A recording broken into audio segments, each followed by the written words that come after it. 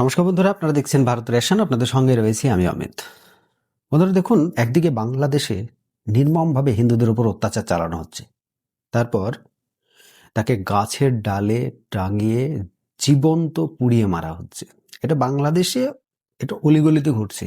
আমরা দেখতে পাচ্ছি কিছু, যেগুলো নিয়ে কথা উঠছে সেগুলো আমরা প্রতিবাদ করছি।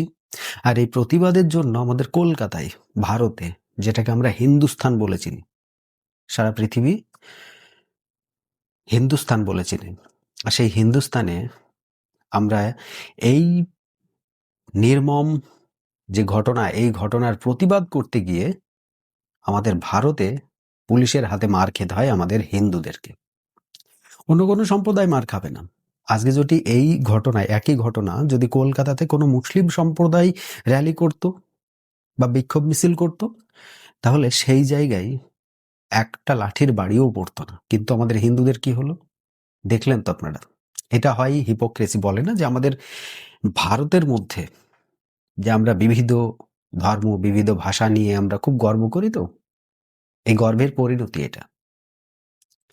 আর সেকুলার সেকুলার করে আমরা মেতে উঠি, আমরা নিজেদেরকে বলি যে আমরা সেকুলার, আমাদের ভারতে সব ধর্মের মানুষ বসবাস করতে পারে। আজকে যেটা ঘটছে আমাদের পশ্চিমবঙ্গে, যা যা হলো সেটা বুঝতেই পারছেন। আমাদের প্রধানমন্ত্রীর অপোজিশনে কিছু রয়েছে, তারা আবার বিভিন্ন কথা বলে যে 15 মিনিট পুলিশ সরিয়ে নাও, তোমার সিপাही সরিয়ে নাও, তারপর দেখছি আমরা কি করতে পারি। अरे हिंदुस्तान हिंदुस्तान हम 25 कौर है ना, तुम 100 कौर है ना। ठीक है, तुम तो हमारे से इतने ज्यादा है। 15 मिनट के लिए पुलिस को हटा के बता देंगे किसने हिम्मत करके कहा। 15 मिनट हटाओ। কিন্তু একটা জিনিস এরা হয়তো ভুলে গিয়েছে, মোগলদের ওই হাজার হাজার সেনা, লাখ লাখ সেনার সামনে কিন্তু আমাদের ভারতের কয়েকজন সিপাহী এবং কয়েকজন মহান যোদ্ধার নাম এখনো কিন্তু স্বর্ণাক্ষরে লেখা আছে। ইতিহাসটা যদিও বেশ বিশালভাবে ভাঙচুর করে দুমড়িয়ে মুচড়িয়ে বিভিন্নভাবে লেখা হয়েছে, তবুও কিন্তু ওই কয়েকজনের নাম এখনো বাদ পড়েনি। তাই মনে আছে তো, যেদিন হিন্দু খেপে যাবে, 1945, 46, 47, 48-এর মধ্যে কি ঘটেছিল সেটা একবার ঠিক মনে আছে তো। হিন্দুরা যদি একবার খেপে যায়, তাহলে কিন্তু সারা বিশ্ব চমকে যাবে। আমরা যতদিন ঘুমিয়ে আছি ততদিনের জন্য ঠিক। ওই গোপাল পাঠা মনে পড়ে তো, কলকাতার গোপাল পাঠা। সেই গোপাল পাঠা, কত পাঠা তৈরি হয়ে যাবে আমাদের পশ্চিমবঙ্গে, সেটা হয়তো মমতা ব্যানার্জি এখনো পর্যন্ত উপলব্ধি করতে পারেননি।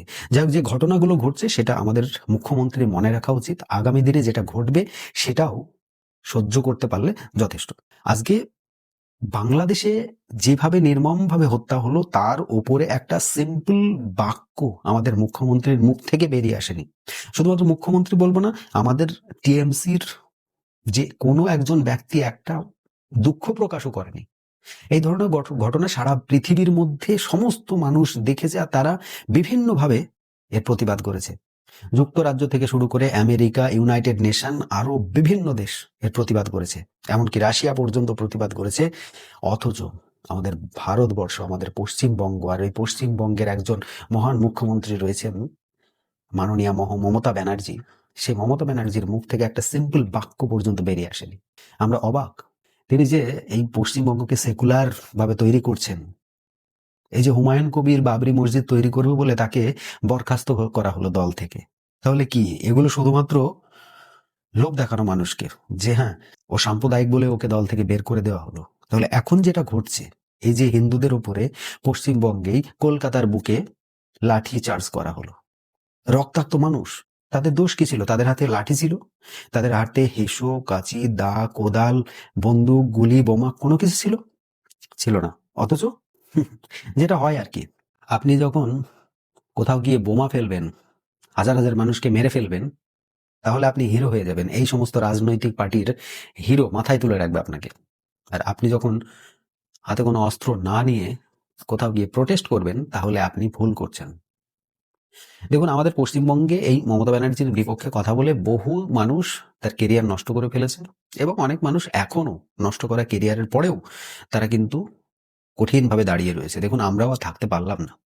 এই যে মানববাবু যেভাবে প্রতিবাদ করে, শফিকুল ইসলাম স্যার উনি যেভাবে প্রতিবাদ করেন আমি কিন্তু স্যালুট করি ওনাদেরকে। আমি হয়তো ওইভাবে পারবো না, আমার ভয় আছে। আমি খুব সামান্য পরিবারের ছেলে, আমার সেই রকম ভাবে কোনো ব্যাংক ব্যালেন্স নেই, আর আমার সেই রকম ভাবে কোনো পরিচিতিও নেই। তো অবভিয়াসলি আমি সেইভাবে পারবো না, কিন্তু আমি আপনাদের নকশা কদমেই চলবো, আপনাদের পেছন পেছনেই চলবো। পশ্চিমবঙ্গে যে জিনিসটা ঘটে তার বিপক্ষে এখন আমি কথা বলবো, তাতে আমার আগামী দিনে কি হলো না হলো সেটা দেখার কোনো দরকার নেই আমার। যাই বন্ধুরা, দেখুন পশ্চিমবঙ্গে যেভাবে হিন্দুদের উপর অত্যাচার করা হচ্ছে, আর যেভাবে ওপেনলি বলা হচ্ছে যে হিন্দুদেরকে কেটে জলে ভাসিয়ে দেবো, সেটা বাংলাদেশের চাইতে হয়তো এক এক বিন্দু হলেও বেশি।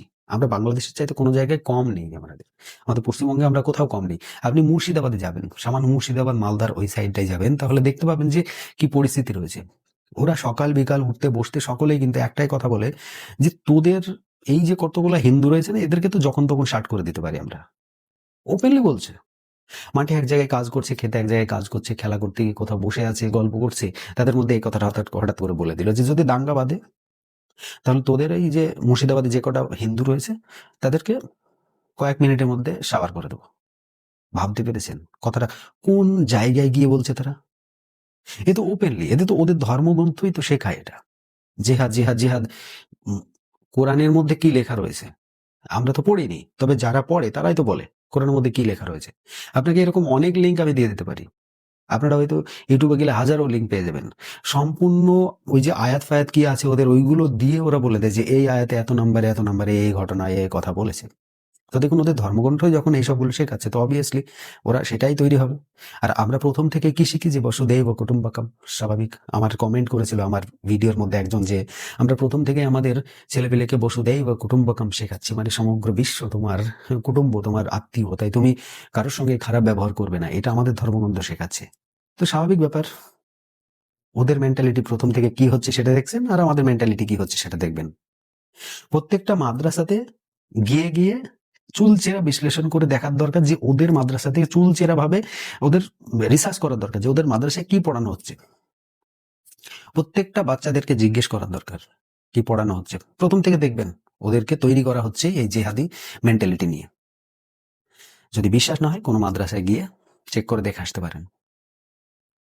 দেখুন এর চাইতে বেশি কিছু বলার নেই। পশ্চিমবঙ্গে আগামী দিনের বাংলাদেশ আপনারা দেখতে পাবেন খুব শীঘ্রই, এটা হয়ে আসছে, শুরু হয়ে গিয়েছে। এর পরম্পরা আস্তে আস্তে আস্তে আস্তে যেন ওই দিকেই চলছে। এইরকম ভাবে একদিন যে দীপুচন্দ্র দাসের যেরকম মৃত্যু হলো রাস্তায় একদম হাইওয়ের সামনে গাছের ডালে আগুন ধরিয়ে পুড়িয়ে দেওয়া হলো জীবন্ত, ঠিক সেই রকম আমাদের পশ্চিমবঙ্গে খুব তাড়াতাড়ি আসতে চলেছে। তাই এখন থেকেই আপনারা এগুলো অভ্যাস করে রাখুন। আর প্রত্যেক সেকুলার হিন্দুদের উদ্দেশ্যে জানাচ্ছি আপনারা তো খুবই ভালো। বাংলাদেশে বর্তমানে সেকুলার হিন্দুদের পরিস্থিতি কি হয়েছে সেটা আপনারা খুব ভালোভাবে দেখতে পেয়েছেন।